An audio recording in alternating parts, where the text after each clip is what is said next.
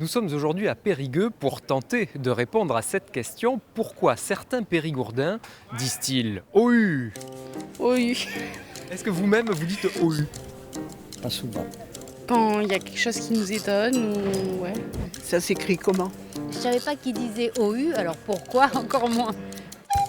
Pour percer le mystère de cette interjection typiquement locale, nous sommes allés dans une salle de classe.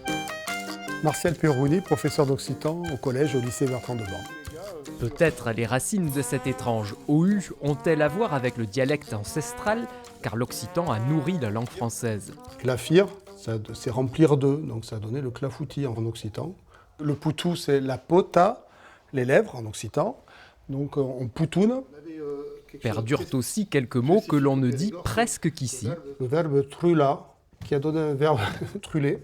Je vais chercher le pain. Normalement, je mets un quart d'heure, mais non, moi je mets beaucoup plus. J'ai trulé, comme tout bon Périgourdin. Et l'occitan a donné évidemment bon nombre d'interjections. Eh ben, c'est ben, bien, qui est de l'occitan, qui est passé en français, un ben. Et puis il y a le fameux oui. Et alors là, qui est super Périgord-Limousin, mais qui est de chez nous, oui. Et alors qui viendrait d'où? J'en sais rien. En fait, je pense que tous nos savants se cassent les dents. Le mystère reste donc entier, à moins que cet autre occitaniste n'ait une piste à nous soumettre. Je suis Daniel Chavaroche et je suis animateur de divers ateliers de langue occitane.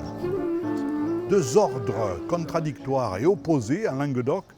Oh, pour faire arrêter une bête, un cheval par exemple, et U pour le faire avancer. Oh, U. Alors l'opposition marque la surprise, finalement, l'étonnement, mais c'est une hypothèse, bien entendu.